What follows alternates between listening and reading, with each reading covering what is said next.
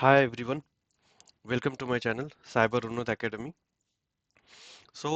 This is a fifth lesson from a module 1 of Introduction to Cybersecurity, the lesson number 1.5 Security Framework and Compliance.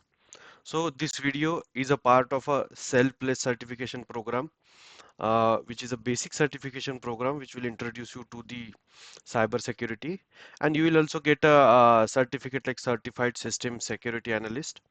So let's get started. I'll give you quick introduction about this course.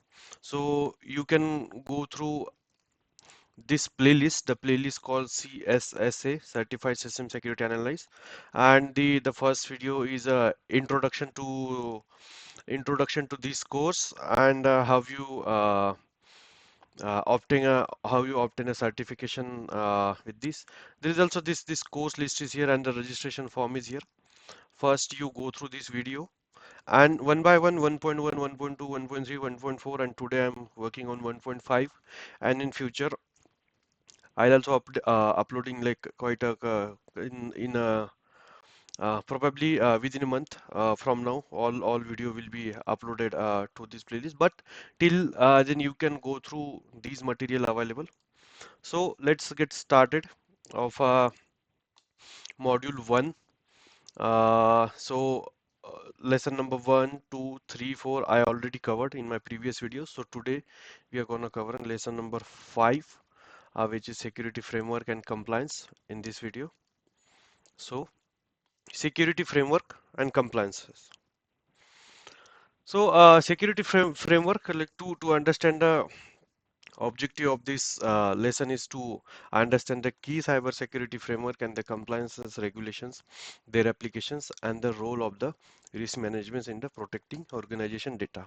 So, what is a security framework and framework and compliances? So basically, any framework and compliance which talks about like guidelines, policies, procedures, etc., rules, regulations. So this is also a same.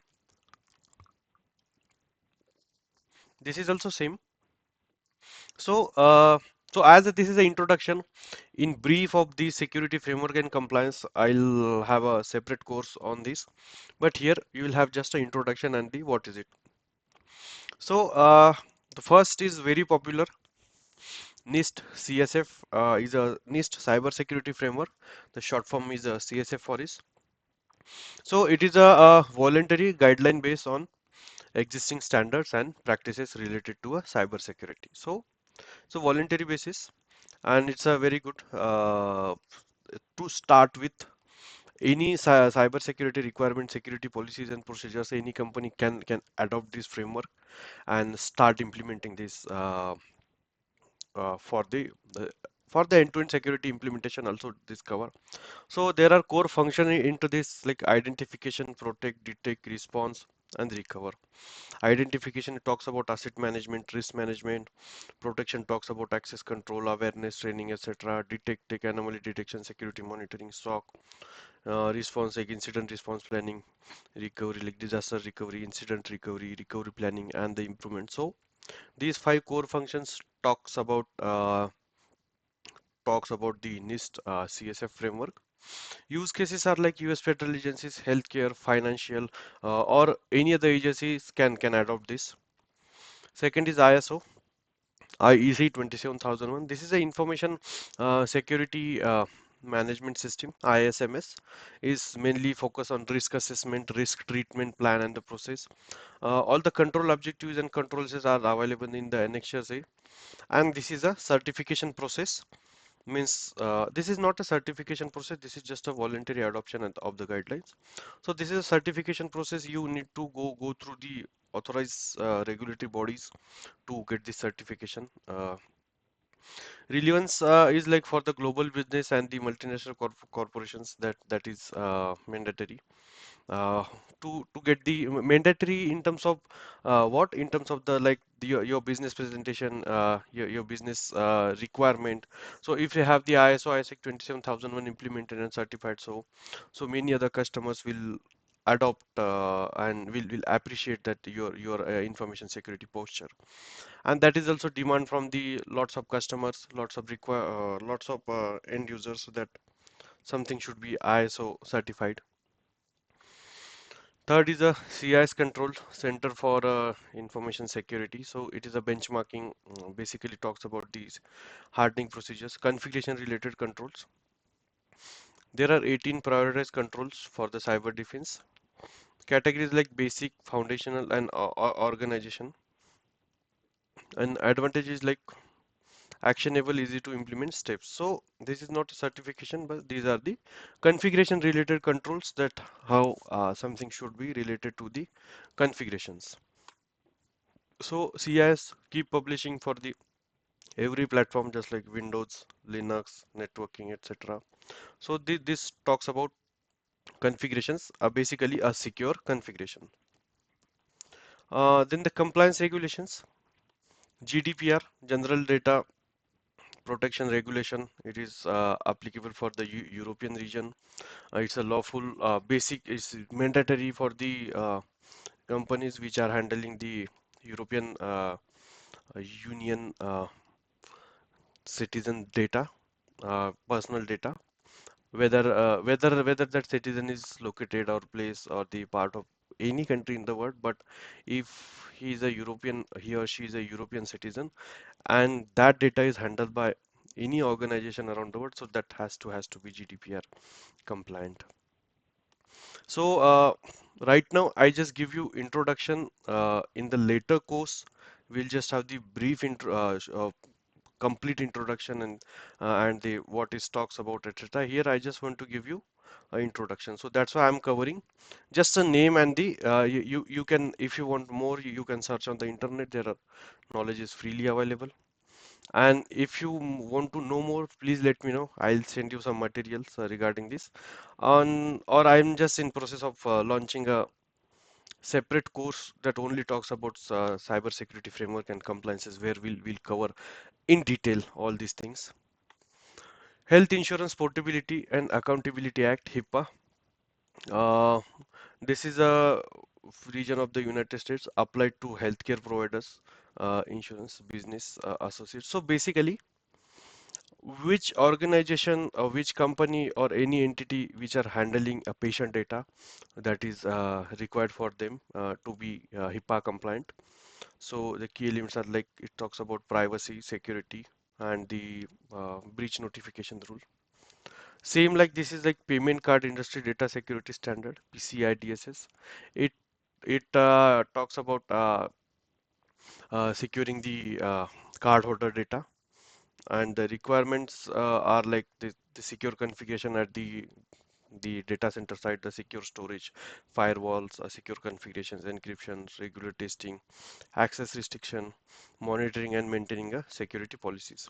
So basically, these are security frameworks of the popular NIST, ISO, and the CIS control, and the regulate compliance are the GDPR, HIPAA, and the PCIDS are very popular.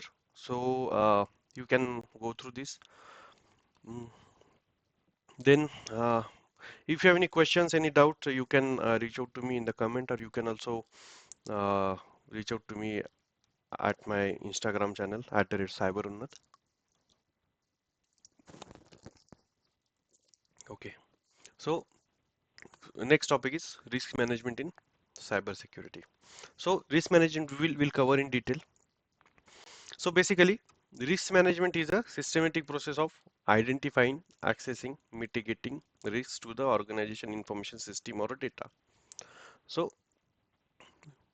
risk manage cyber security risk management, which talks about like the information system and data only. And overall risk management, it should be like anything related to the organization.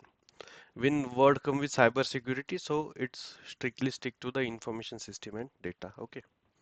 It ensures that the security effort align with the business goals and the resource limitation. Okay. So risk management in cyber security. So it is a process. So process to what? Process to identify, access, and mitigate the risk to an organization's information system and data. So Process will definitely include some steps. So this process include identification. First we'll go ahead like see.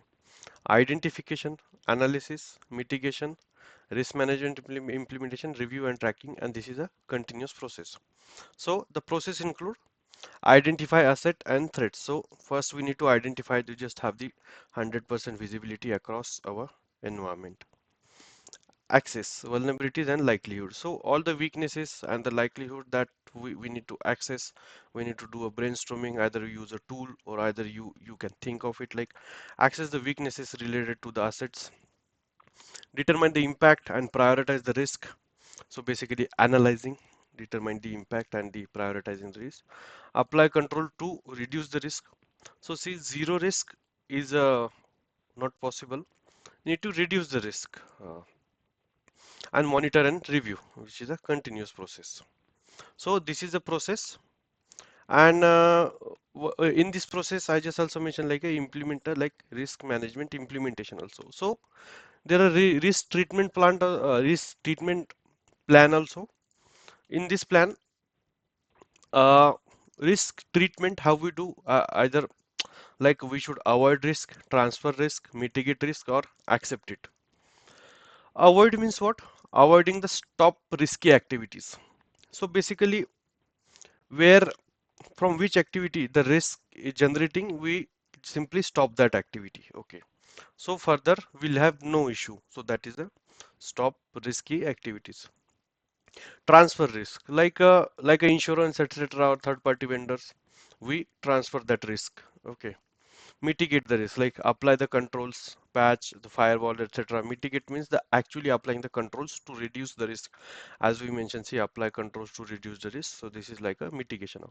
And accept the risk means you bear with it. You know what will be the consequences of that risk, what will be like harm to a business or a reputation or etc. You are aware of that, but this kind of a low risk situation, or you don't have a mitigation plan, you don't have a transfer plan, etc. So in that case, you just need to accept the risk. So risk management life cycle: identification, analysis, risk mitigation planning, risk management implementation, review and tracking. So risk management process: identify an asset. So basically, in this video we are just covering a theoretical part. The practical part of it will be like on a one-to-one basis when you enroll for the course. All the practical part and that I prefer to do one-to-one, so there will cover. So right now we are just covering a theoretical part. Risk management process: asset, like identify hardware, software, data, personal, intangible asset, tangible asset, etc. Like asset and the reputation. Understanding that your asset is a foundational to securing them. Threats also like include natural disaster, insider threat, hacker, malware, phishing, etc. Like asset is a customer database and threat will be hacker using SQL injection to access the data. So basically in the identification, asset and threat, uh, that is like mention the example. Then access the vulnerability and likelihood. Vulnerability means what? A weakness in the system that can be exploited. Likelihood means the probability of the threat will successfully exploited a vulnerability. So maybe probability means in a year, in a month or so, like the repetition of that vulnerability. Example is vulnerability, unpatched input validation in a login form, likelihood high due to non-public exploit. So login form is exposed to internet and likelihood is very high, means daily someone can attack it. Okay. Determining the impact and the prioritize the risk. Impact means consequence of a successful attack, such as like data loss, fine, or a reputational harm. So that is the impact. So data loss, fines, or reputational harm, or a money loss also. Prioritization, like combining likelihood and the impact in the risk matrix to prioritize whether it is low, medium, high, or critical. So here I have mentioned just like threats, mentioned SQL injection, power outage, and employee error. So SQL injection likelihood is high, means the probability is very high of happening, because power outage is very low, employee error is medium, impact is high of SQL injection, power outage impact is medium, employer impact is high. So by combining this, you can just this is like your own decision and your own calculation, but once you define that, you need to be strict to it. So SQL injection you mention as a critical for you, power outage mention as a low for you, employer mention you as a medium for you. So these definition you are either you follow some security compliances and framework to get the risk metrics, or you can also decide in like with respect to your senior leadership and etc., with having all the stakeholders to add their input and to categorize this risk level. But once you decide this risk level, then you need to stick to it. Okay. Apply controls to reduce the risk. So controls are like all the security measures that reduce the likelihood or the impact of the threat, or both.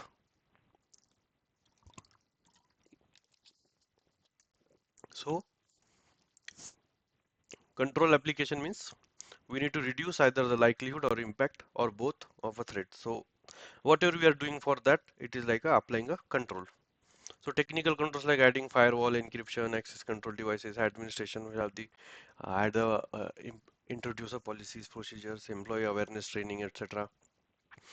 Then physical like surveillance, like CCTV, alarm, ID card, secure entry points, etc. To mitigate SQL injection, we technically we do input validation, user web application firewall, and regular patching of a system. So this is an example for how to apply a security controls to reduce the risk. Then monitor. So this is a life cycle. So it is a continuous process. We need to continuously ensure that our controls remain effective and the system to threat evolve. Okay.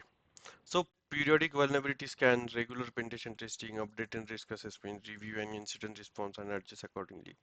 So these are like a monitor and the review process for the continuous. So then risk treatment strategies. As I said, avoid, eliminate the risk entirely by discontinuing the associated activity, like stop using that risky system. So that is like a avoidance risk. Transfer, shift the responsibility or a cost to a risk or to a third party, just like a insurance. We mentioned insurance. Mitigate, like apply the controls to reduce the risk, either likelihood or impact or a both, and accept the risk. So accept the risk when its likelihood and impact are low or the cost of mitigation is too high. So obviously for the loss of 10 rupees, if you need to implement a control of a 20 rupees, you will not do this. So that is like a simply a acceptation of the risk. So this is a example and the treatment strategy. You can go through this by pausing this video and you read through all these things.